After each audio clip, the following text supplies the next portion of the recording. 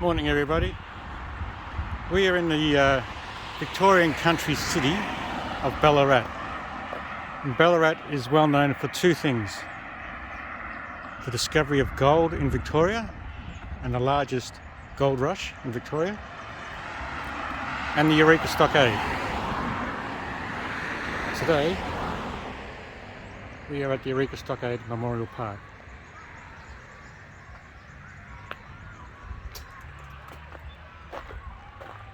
Eureka Stockade was a very short battle between miners and government forces using the military and the police.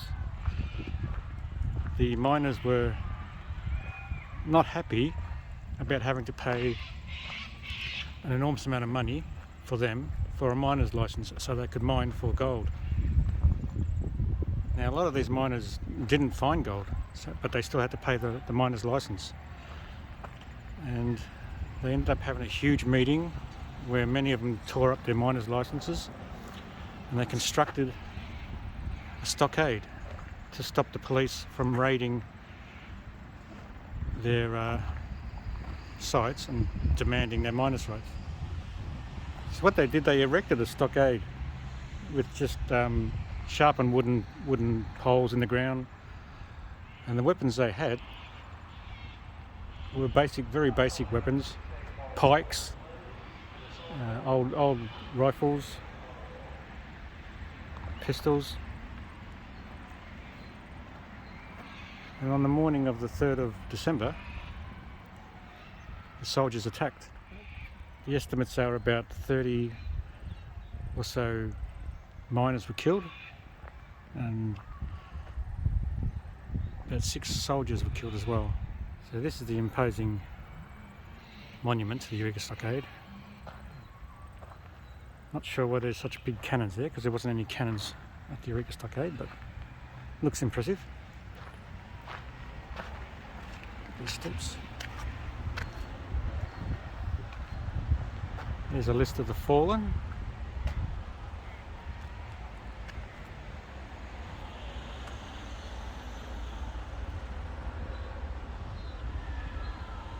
Some of those that were killed had nothing to do with the actual rebellion.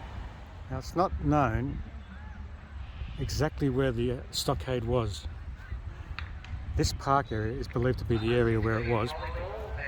The actual site is not 100% known. They know that part of it was across the Melbourne Road, which is this road here.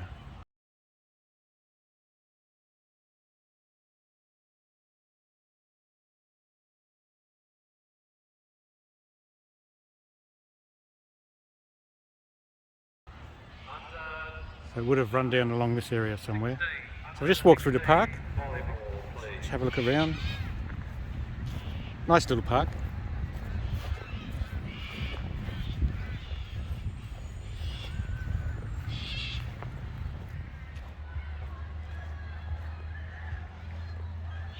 The actual fight at Eureka Stockade only lasted about 20 minutes. Not that many were actually killed in the first initial assault.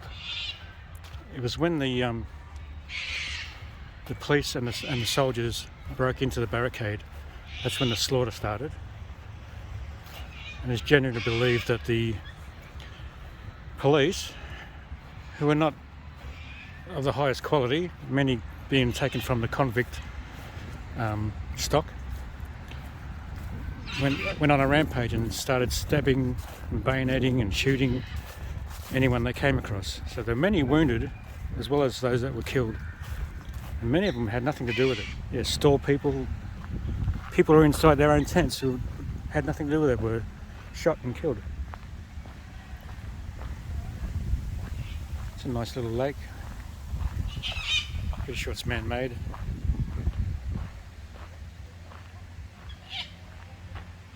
Just opposite there is a museum.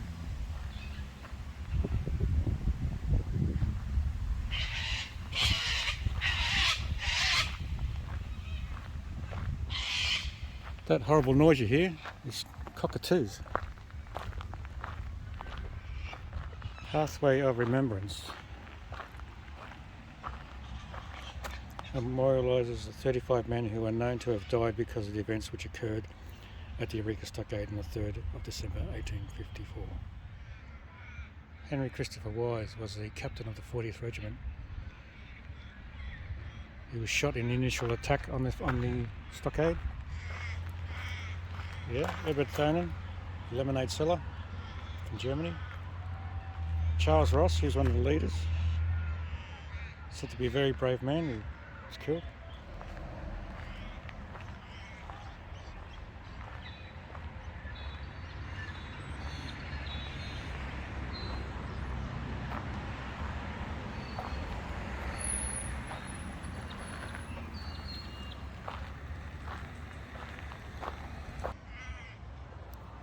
It's just an artist's impression of the palisade. It was very roughly hewn sticks that they stuck in the ground to try and stop the soldiers from coming in. It didn't hold them at all for very long.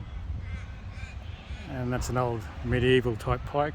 The pikes that the men used were just made of wood, sharpened. They were very brave men. They were the ones that stood their ground against rifles and pistols, trained soldiers. Many of the miners that were injured escaped through the tents into the bush. Most of them were hidden by friends from the police. Peter Layla himself was found under some rubble and whisked away to Geelong, where he recovered after having his arm removed. He went on to become a Member of Parliament.